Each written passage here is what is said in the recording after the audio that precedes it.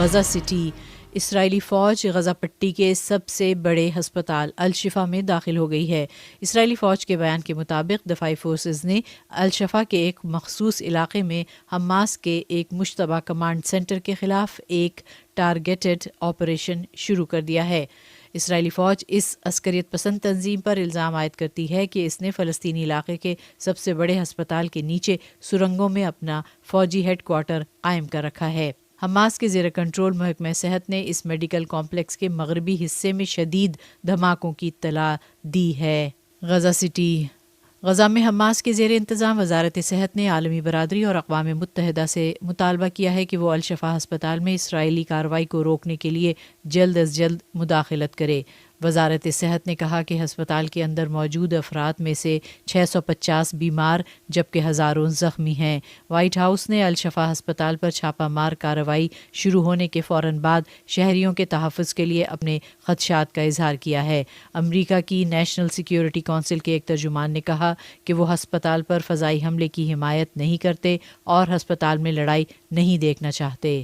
New York, اقوام متحدہ کے انسانی ہمدردی کے دفتر برائے رابطہ کاری OCHA نے اعلان کیا ہے کہ غزہ پٹی کے شمالی حصے میں صرف ایک ہسپتال بدستور فعال ہے۔ اقوام متحدہ کے اس متعلقہ دفتر کے مطابق غزہ پٹی کا الاہلی واحد ہسپتال ہے جو محدود وسائل کے ساتھ کام کر رہا ہے، جبکہ دیگر تمام ہسپتال بجلی، طبی سامان، آکسیجن، خوراک اور پانی کی قلت کے سبب اپنے کام انجام دینے سے قاصر ہیں۔ بمباری اور لڑائی کی وجہ سے صورتحال مزید گھمبیر ہوتی جا رہی ہے۔ الاہلی ہسپتال میں 500 سے زیادہ مریض زیر علاج ہیں۔ کیف، مشرقی یوکرین میں ایک عمارت پر رات کے وقت ہونے والے روسی میزائل حملے میں کم از کم ایک شخص ہلاک ہو گیا ہے۔ یوکرین کی وزارت داخلہ نے میسیجنگ ایپ ٹیلی گرام پر ایک پیغام میں کہا کہ اس دوران ایک بچے سمیت 5 دیگر افراد کو بچا لیا گیا۔ یہ حملہ ڈونیٹسک کے شمال مغرب میں واقع قصبے سیلڈوف پر ہوا۔ حملے میں 4 منزلہ ایک عمارت کو نقصان پہنچا۔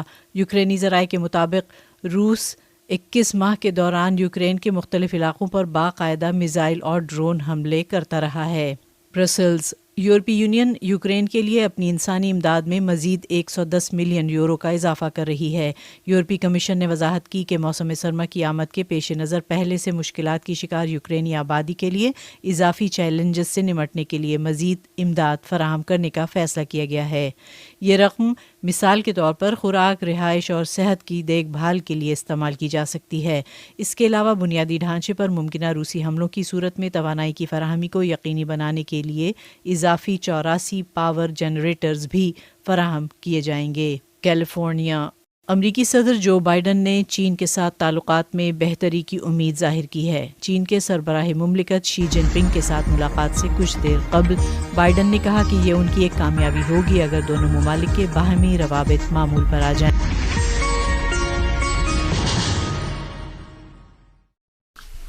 غزہ پر صہیونی حکومت کے وحشیانہ حملے 40ویں روز بھی جاری ہیں اور فلسطینی شہداء اور زخمیوں کی تعداد میں اضافہ ہونے کے ساتھ ہی جنگ کے نتیجے میں پناہ لینے والے افراد کو بھی سخت حالات کا سامنا ہے، جبکہ صہیونی فوج نے اپنی سفاکی کا مظاہرہ کرتے ہوئے غزہ کے شفا اسپتال میں بھی داخل ہو کر بچوں اور عام شہریوں کو نشانہ بنایا ہے۔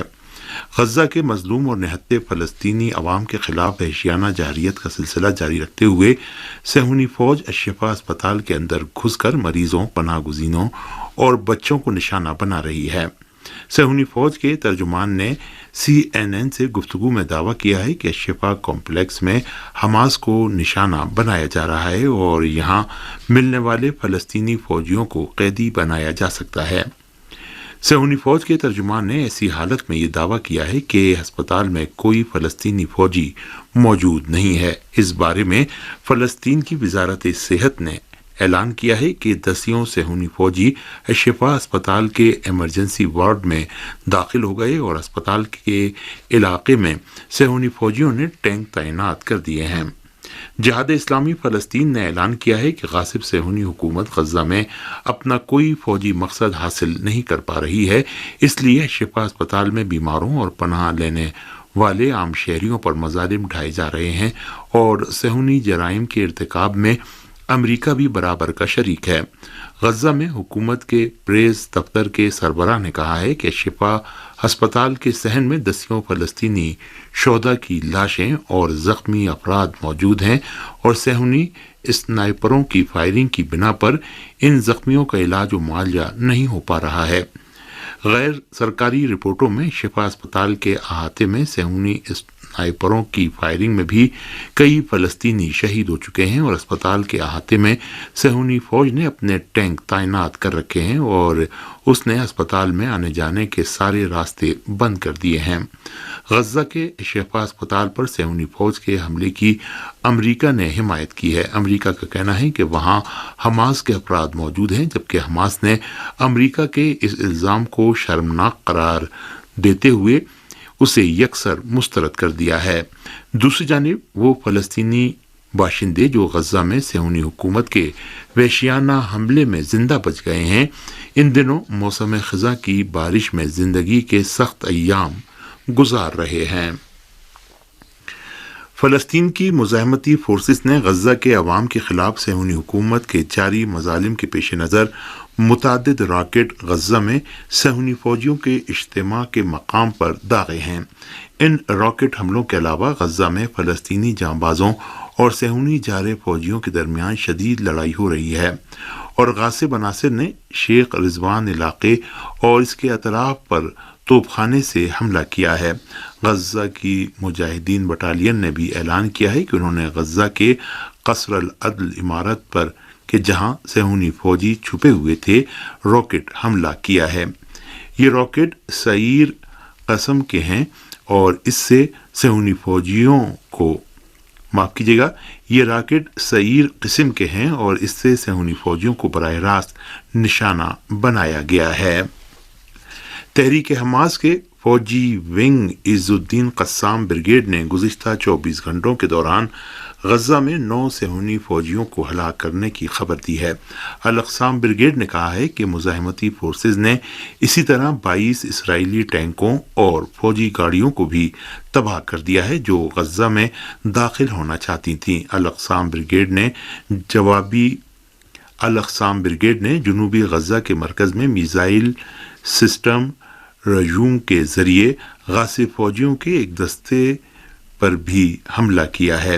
خبری ذرائع نے اسی طرح قدس یونیورسٹی کے قریب مزاحمتی فورسز اور غاصب صہیونی فوجیوں کے درمیان شدید لڑائی کی خبر دی ہے۔ القسام بریگیڈ نے بیت حانون میں بھی بھاری مارٹر گولوں سے صہیونی فوجیوں کو نشانہ بنایا ہے۔ اقوام متحدہ کے سیکرٹری جنرل نے غزہ کے ہسپتالوں کی وحشتناک بحرانی صورتحال اور نتیجے میں ان اسپتالوں میں زخمیوں کو پہنچنے والے جانی نقصان پر گہری تشویش کا اظہار کیا ہے۔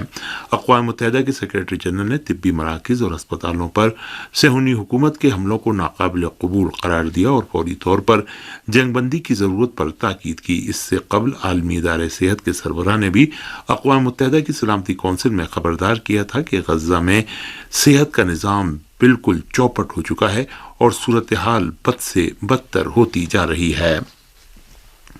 کینیڈا کے وزیر اعظم جسٹن ٹروڈو نے صہیونی حکومت کو شدید تنقید کا نشانہ بناتے ہوئے غزہ میں عورتوں اور بچوں کا قتل عام بند کیے جانے پر زور دیا ہے۔ کینیڈا کے وزیر اعظم نے کہا ہے کہ ہم حکومت اسرائیل سے مطالبہ کرتے ہیں کہ وہ زیادہ سے زیادہ تحمل کا مظاہرہ کرے۔